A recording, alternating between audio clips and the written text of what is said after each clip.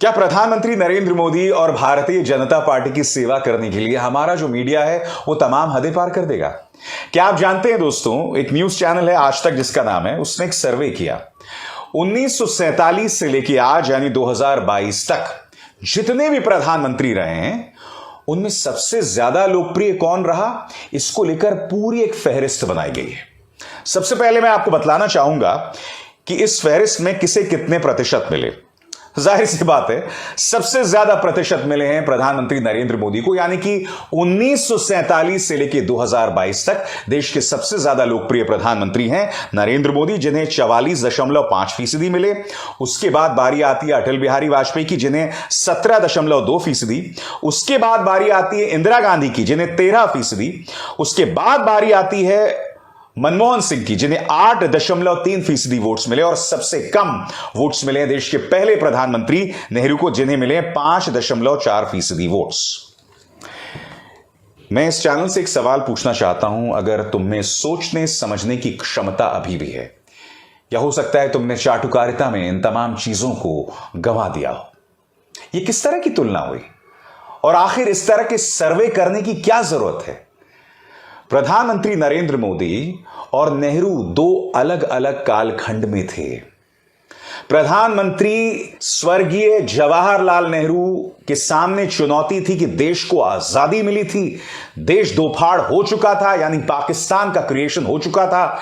उनके सामने देश में गरीबी का एक जबरदस्त जनसमूह था। उनके सामने चुनौती थी, क्या मुझे देश को धर्म की तरफ ढकेलना है या देश को एक वैज्ञानिक सोच देना है? क्या मुझे देश के अंदर मंदिर, मस्जिद, गुरुद्वारों का निर्माण करना है या आईआईटीज और वैज्ञानिक संस्थानों का निर्माण करना है?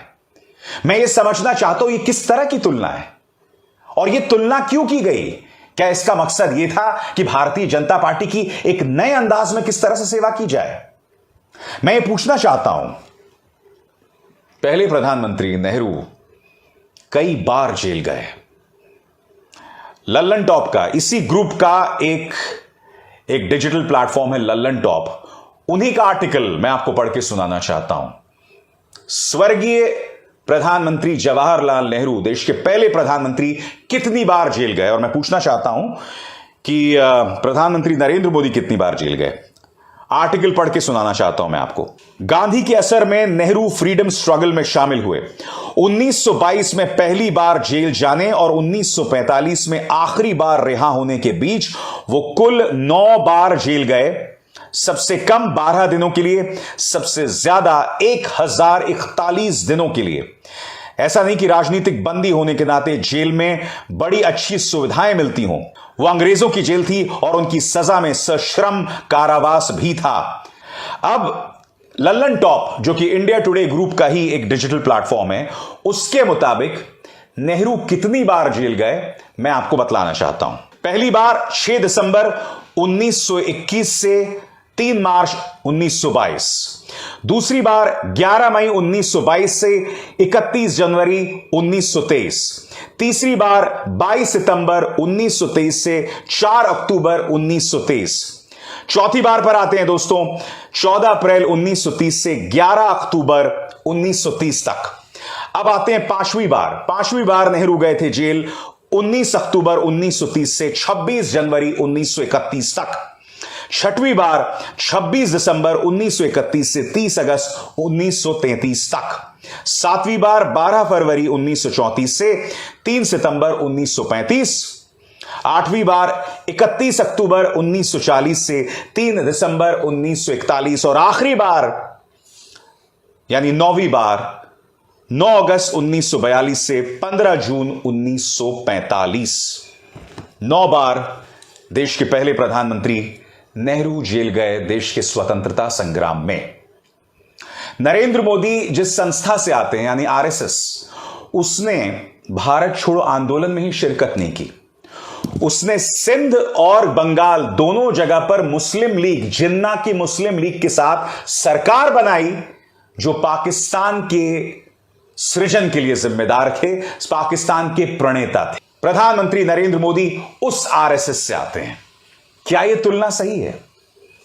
और इंदिरा गांधी 13% मिले। मैं ये पूछना चाहता हूं, इंदिरा गांधी वो शख्सियत है, देखिए इंदिरा गांधी की कई चीजों से मैं इत्तेफाक नहीं रखता हूं, खासकर उन्होंने पंजाब को जिस तरह से हैंडल किया, जिस तरह से उन्होंने देश पर आपातकाल बहाल किया, बरपाया, मैं उससे बिल्कुल इत्तेफाक नहीं रखता हूं। जिस तरह से वो सरकारों को तहस नहस करती थी, मैं उससे बिल्कुल इत्तेफाक नहीं रखता हूं।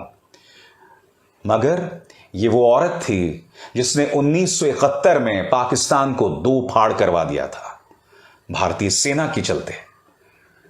यह ना भूलें, जब यह हो रहा था तब अमेरिकी नौसेना हमारे समुद्री सेना के करीब खड़ी हुई थी भारत पर हमला बोलने के लिए। तब इंदिरा गांधी बिल्कुल नहीं झुकी थी।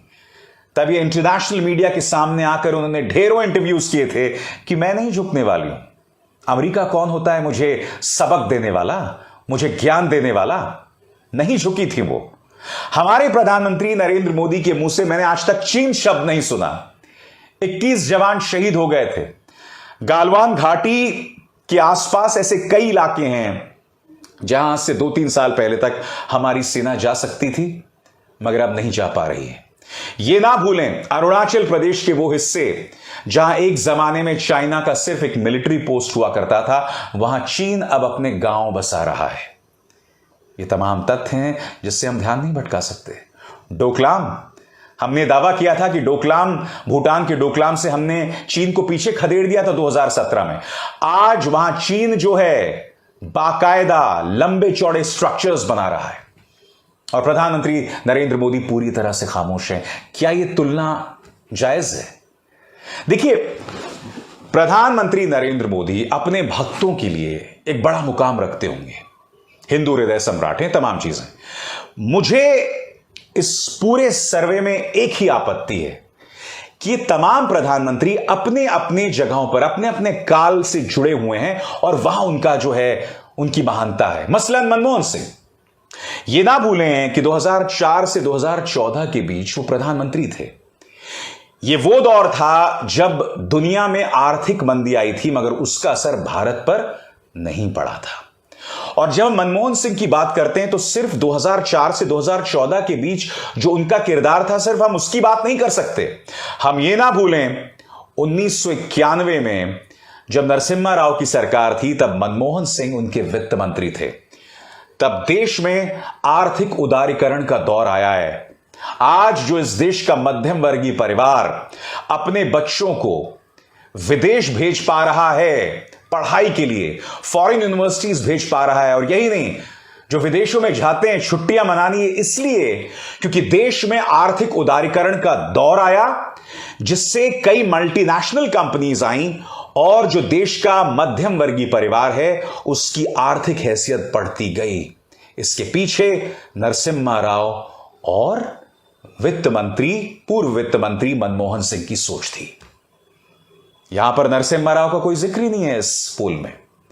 तो इसलिए मैं आपसे पूछना चाहता हूं और कहना चाहता हूं कि यह तुलना बेमानी है। प्रधानमंत्री नरेंद्र मोदी की सेवा और भारतीय जनता पार्टी की सेवा के लिए कोई चैनल कितना नीचे जा सकता है, उसकी जीती जागती मिसाल आपके सामने थी। अभिसार शर्मा को दीजिए इजाजत। नमस्कार।